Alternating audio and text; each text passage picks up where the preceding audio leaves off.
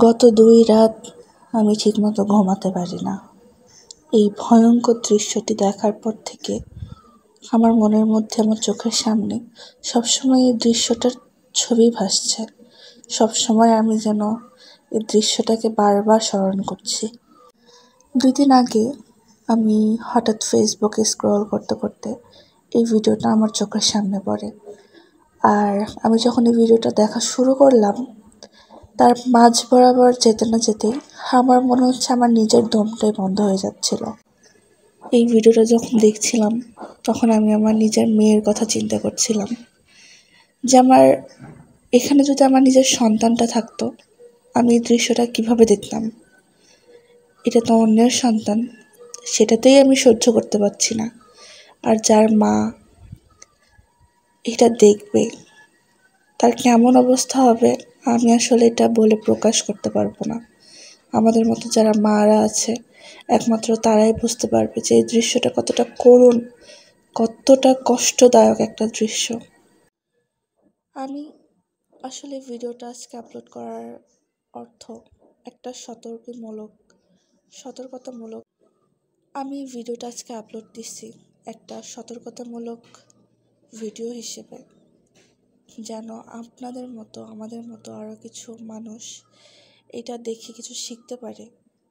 কারণ আমাদের সবার বাসাতেই ছোট বাচ্চা একটা হলেও আছে, আর আমাদের উচিত আমাদের ছোট বাচ্চাগুলোর প্রতি বেশি বেশি কেয়ার করা আর তাদের উপর নজর রাখা। আর বিশেষ করে এই পানি, আগুন এইগুলো থেকে বাচ্চাদেরকে সাবধানে রাখা, দূরে রাখা।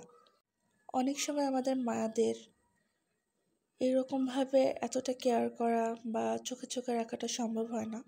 আমি তবুও বলবো, আমাদের যারা ছোট বাচ্চা আসছে যাদের বাসায়, আবার আমাদের যাদের বাসা পুকুর, নদী এইগুলোর আশেপাশে, তারা বিশেষ করে বাচ্চাদেরকে একটু নজরে রাখবেন আর তাদেরকে কখনোই একলা ছাড়বেন না। আর একলা ছাড়াটা উচিতও না। তারা কোথায় খেলছে, কিভাবে খেলছে, কাদের সাথে খেলছে, এইগুলোর দিকে অবশ্যই নজর রাখা উচিত। কেননা তারা কিন্তু অবুঝ, তারা এগুলো বোঝে না, কিন্তু আমরা তো বুঝি। তাই আমাদেরকেই উচিত এইগুলা থেকে বাচ্চাদেরকে একটু দূরে রাখা, সাবধানে রাখা। ভিডিওটা দেখার পর আমি যখন ভিডিওটা এডিট করছিলাম, জাস্ট আমার হাত কাঁপছিল। আমি জাস্ট ভিডিওটার দিকে তাকাতে পারছিলাম না। আমার এতটা পরিমাণে কষ্ট হচ্ছিল বাচ্চাটাকে দেখে। না জানি তার মায়ের কী অবস্থা হচ্ছে, আমি জাস্ট এটা ভেবেই বুঝে পাচ্ছি না যে কি বলবো। প্লিজ আপনারা অবশ্যই আপনাদের বাচ্চাদের দিকে একটু নজর রাখবেন, তাদেরকে চোখে চোখে রাখার চেষ্টা করবেন। যতটুকু পারেন তাদেরকে বাসা থেকে বের হওয়ার সময় কাদের সাথে যাচ্ছে এইগুলো একটু দেখে রাখবেন। কেননা আপনার এই ছোট্ট একটা ভুল শত শত প্রাণ কিন্তু কেড়ে নিতে পারে। আল্লাহ হাফেজ।